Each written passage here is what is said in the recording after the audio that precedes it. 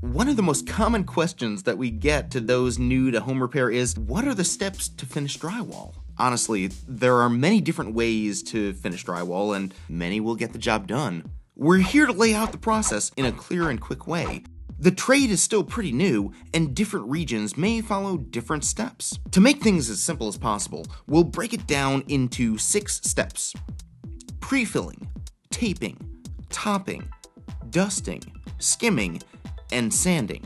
This process will take anywhere from 2 days for patches to weeks for a home if you're doing it solo.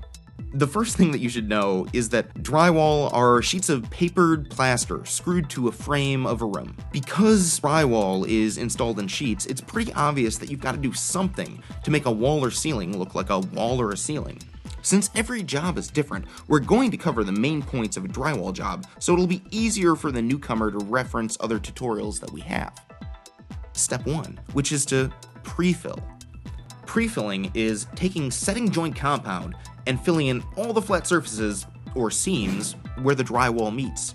We have plenty of videos on this technique of pre-filling, but in a nutshell, this first step basically cements the drywall together for as long as the wall is there. It also should be stated that you don't pre-fill corners. We've got an explanation here if you're interested in a more detailed breakdown. And finally, there are some situations where you may not even need to do this step. If you live in a warm, dry climate year-round, pre-filling may not be necessary, because the wood frames won't expand or shrink the same way as in other regions. Okay, so now that you've pre-filled, it's on to the next step. Taping is just that.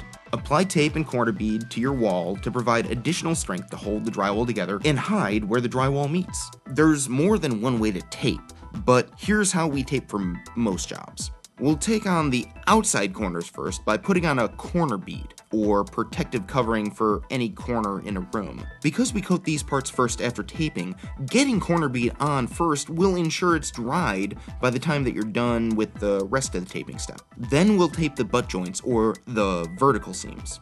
And after that, you'll wipe out the joints and tape the horizontal seams.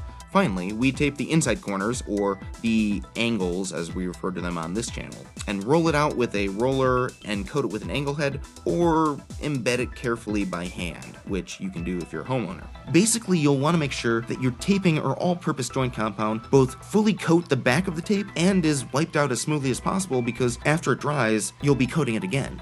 After letting the taping mud harden a bit, which can be as little as an hour, you can apply your topping coat. If you've got corner bead, you'll coat that first. Then, if you're in the trade, you might use a 10-inch flat box or mud runner to coat out angles and seams with a topping or lightweight +3 compound. If you're a homeowner or doing it by hand, an 8 or 10-inch knife will allow you to get a decent coating in to cover the mud. The important part to know about this step is that you want to have enough mud to cover the tape, but not so much that it leaves a hump. You'll definitely notice that in the final product. Oh, and make sure to coat any screw holes as well. Now we wait. How long? It depends. The more warm, dry air you have blowing on the topping coat, the quicker it'll dry. Normally, we'll wait about 24 hours before taking on the next step. Dusting off any bumps or rough parts of the topping coat can be done with just sandpaper, but honestly, you'll probably need something like a sanding head and pole for anything larger than a patch. Oh, and make sure to cover your mouth too. You don't want any gypsum particles in your lungs. Now comes the skim coat, or second topping coat, which is meant to smooth over the walls just a little further. Because you're applying mud to both sides of the seam, you'll want a wider tool than your first topping coat. So we'll use a 12-inch flat box or maybe a 10-inch knife by hand. Then, if you have any angles, you'll coat them tightly with a mud runner or angle box, or you can carefully coat out the angles by hand as well. Although this can be a difficult task for someone not in the trade. Finally, put another coat on any corner bead, making sure this coat is pulled pretty tight, making sure the corners are picked or smoothed out. Finally, you'll want to cross off anywhere where the seams or corners meet, which involves a careful strip of mud across these areas. And coat those screw holes again, and maybe once more.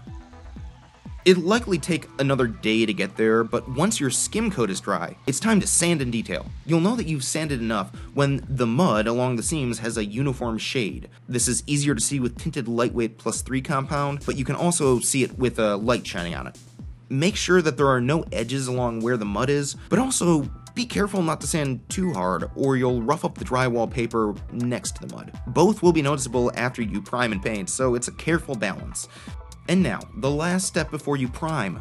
Detailing your work means looking over every inch of the job for any nicks, dings, or rough spots, because it'll become pretty obvious if you miss something after you paint. Having a light to shine off your work is a good idea, and touching up any divots with a little bit of thin topping or lightweight compound will also perfect out the job. Follow these steps for drywall repair, and you'll probably have good-looking and long-lasting walls and ceilings, which honestly is what we all want, right? So thanks for watching.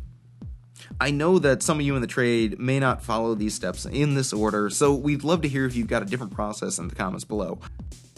Happy finishing, thanks for watching, and as always, have a great day.